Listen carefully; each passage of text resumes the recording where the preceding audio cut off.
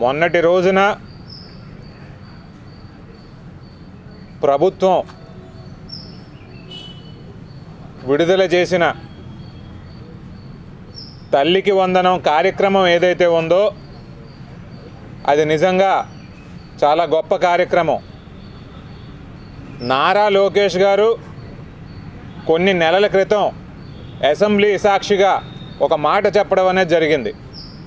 కరెక్ట్గా స్కూళ్ళు తెరిచే సమయానికి ఎంతమంది పిల్లలు ఉంటే అంతమందికి కూడా ఈ పథకం అమలు చేస్తాము, తల్లుల ఖాతాల్లో ఈ డబ్బులన్నీ కూడా వేస్తాము అని చెప్పడం జరిగింది.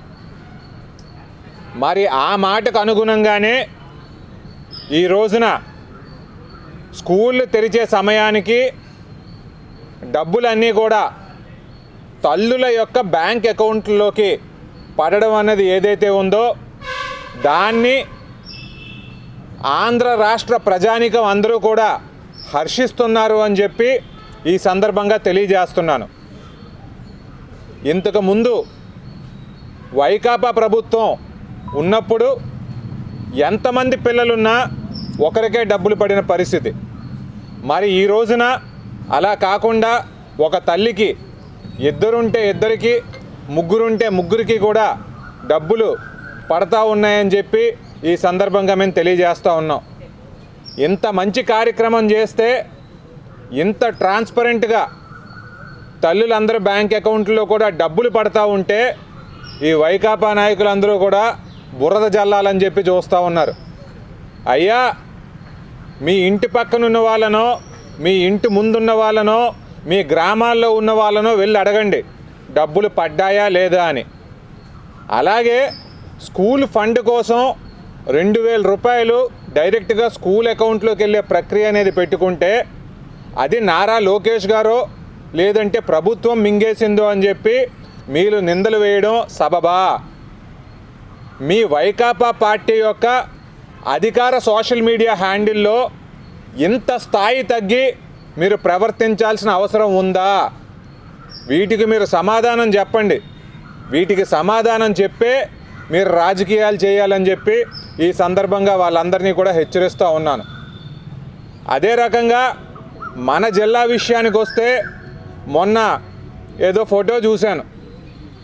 వైకాపా అధ్యక్షులు వారు, జిల్లా పరిషత్ చైర్మన్ గారు ఏదో పుస్తకం విడుదల చేశారు, ఈ ప్రభుత్వం అంతంత మాత్రంగా ఉంది అని. అయ్యా, గడిచిన 5 సంవత్సరాల్లో మీరు నీచమైన పరిపాలన అందించారు కాబట్టే ప్రజలందరూ కూడా మిమ్మల్ని ఇంట్లో కూర్చోబెట్టారు.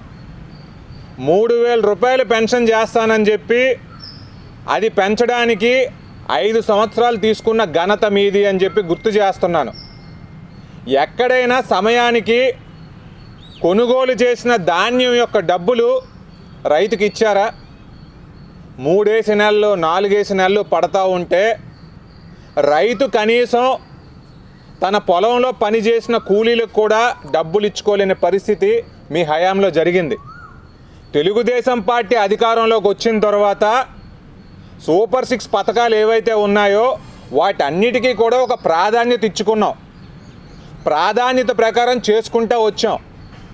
వచ్చిన మొదటి నెలలోనే 1000 రూపాయల పెన్షన్ మేము పెంచాం. అది మా ప్రయారిటీ నెంబర్ 1. గ్రామాల్లో ఉన్న నిరుపేద ముసలి వాళ్ళు ఎవరైతే ఉన్నారో వాళ్ళందరూ కూడా మారుతున్న కాలంలో పెరిగిన రేట్లలో గౌరవంగా ఉండాలని చెప్పి అది మేము అమలు చేసిన పథకం నెంబర్ 1. అలాగే 175 నియోజకవర్గాల్లో కూడా 5 రూపాయలకే కడుపు నిండా భోజనం పెట్టే అన్నా క్యాంటీన్ని మేము ఓపెన్ చేయడం అనేది జరిగింది. మా హయాంలో అంటే మేము ప్రభుత్వంలోకి వచ్చిన తర్వాత మీరు విద్యార్థులకు కానీ రైతులకు కానీ పెట్టిన బకాయిలన్నీ కూడా మేము విడుదల చేసిన మాట వాస్తవం కాదా? 4 నెలలకి 5 నెలలకి మీరు రైతులకి డబ్బులు ఇస్తూ ఉంటే మేము కొనుగోలు చేసిన 24 గంటల్లోనే వారి అకౌంట్లలోకి డబ్బులు జమ అయింది అన్న విషయం నిజం కాదా? ఈ రోజున మళ్ళీ మేము తల్లికి వందనం కార్యక్రమం చేసాం. ఇంకో వారం రోజుల్లో రైతన్నలకి మేము ఏదైతే సంవత్సరం వారీగా ఇస్తామన్న డబ్బు ఏదైతే ఉందో అది కూడా దగ్గరలోనే ఇస్తాము అని చెప్పి ఈ సందర్భంగా తెలియజేస్తూ ఉన్నాం. వైకాపా నాయకులందరూ గుర్తించాల్సిన విషయం ఏంటంటే, తెలుగుదేశం పార్టీ ఒక అవగాహన ఉన్న పార్టీ. మా ప్రభుత్వానికి దూరదృష్టి ఉంది. మమ్మల్ని నడిపిస్తూ ఉన్నది ఒక విజనరీ లీడర్ అయినటువంటి చంద్రబాబు నాయుడు గారు, అదే రకంగా యువ నాయకులు నారా లోకేష్ గారు.